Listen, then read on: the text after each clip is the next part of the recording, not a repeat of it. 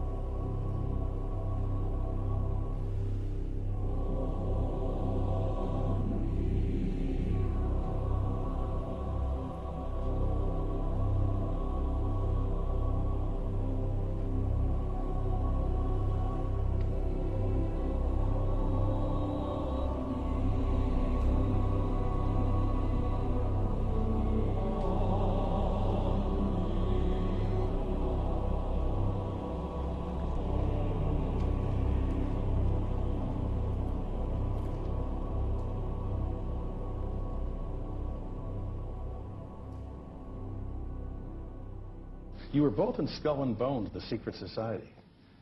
It's so secret we can't talk about it. What does that mean for America? The conspiracy theorists are going to go wild. I'm sure they are. I don't know. I haven't seen the web. Number 322. Sir. Were you a member of Skull and Bones in college in Bush? Were you in the same secret society?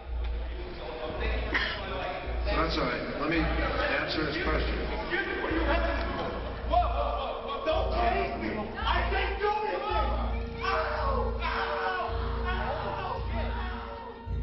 And what you're looking at here, staggeringly, is a group of people, some of the most famous people in America, in long gowns. Behind them there, you see a 40-foot stone owl. And there's the fire between them, next to the lake at Bohemian Grove. Now, one might wonder, understandably, why the people that run the banking, political, economic system and the media in America should be dressed in long robes doing a ceremony to a 40-foot stone owl. I think we should be told.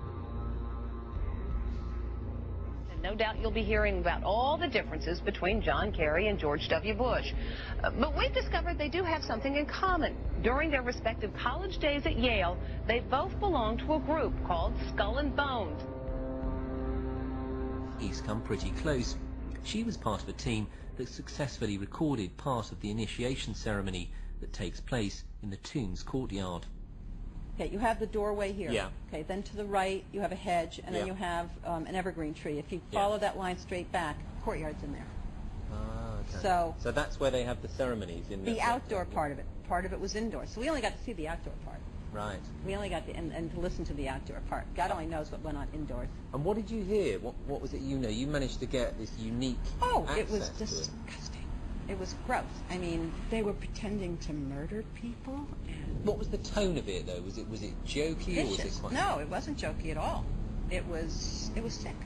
It's about the only way I can describe it. It was sick.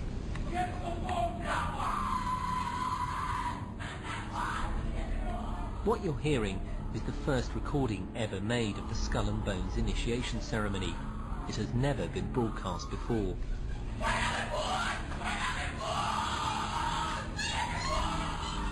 15 new members of the club are being introduced into the macabre rituals of Skull and Bones by the senior students who are about to graduate. The club has what some might see as a strange fascination with death, skulls and bones. There's the chants too, difficult to hear first of all, but including the devil equals death, death equals death.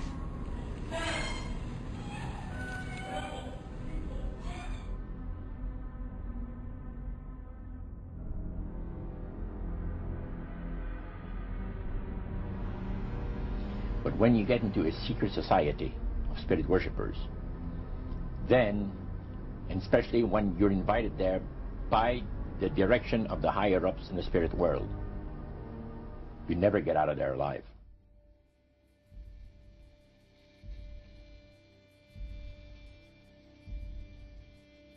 And he told us, he says, look, we worship spirits. We worship Lucifer and all his angels. They're just as beautiful as they did before they were cast out of heaven. He says there was a misunderstanding in the whole thing. He says among the inhabitants of the galaxies. And he says our master was misunderstood. And they always praise the great master, Satan, as a super intelligent being that he is, beautiful to behold. And if he ever appears to you, you won't be able to look upon him because it'll be too bright.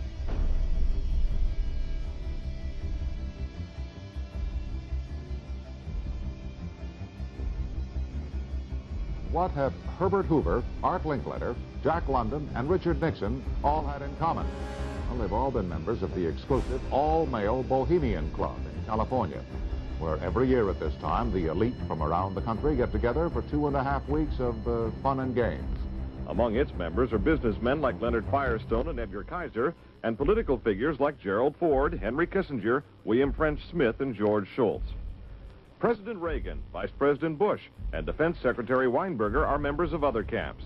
Richard Nixon is a Bohemian, and so are high-ranking executives of such companies as Eastern Airlines, Standard Oil of Indiana, and Bank of America. Privacy is one of the Grove's most cherished virtues. Members may not photograph, record, speak, or write about activities at the retreat. While many public officials are Grove members, the press is a distinctly unwelcome guest. We're from ABC News. Well, get back there. Get back there. Can we talk to somebody in the... Get back there. You see, for over 120-plus years in Northern California, in Sonoma County, on a 2,700-acre secluded redwood grove, leaders from around the world, prime ministers, chancellors, presidents, governors, again, the heads of industry, banking, academia, the media, Hollywood, travel there to engage in bizarre, ancient Canaanite, Luciferian, Babylon mystery religion ceremonies. We were inside 4 hours. That's only one day out of the 2 weeks that they meet there for the admitted Summer Fire Festival of the Bohemian Club.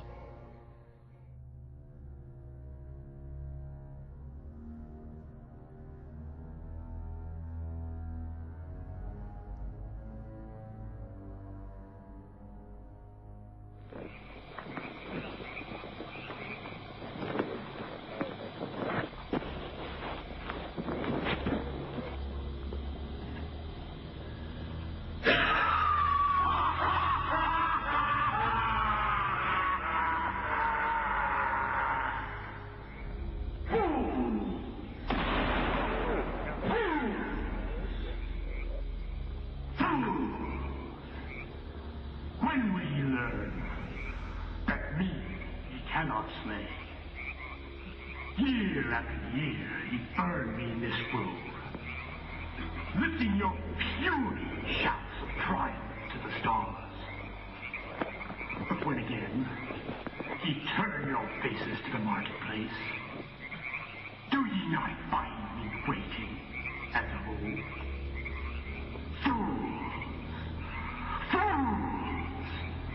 Fools to dream ye conquer care. Thou mocking spirit, it is not all a dream. We know thou waitest for us, year after year within this happy grove. Our fellowship bans thee for a space. Thy malevolence which would pursue us here has lost its power under these friendly trees.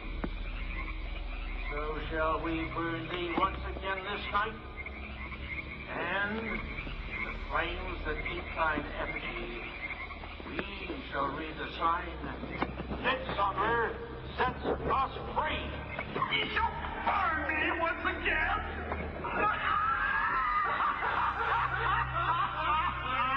Not with these blades, which hither ye have brought from regions where I reign.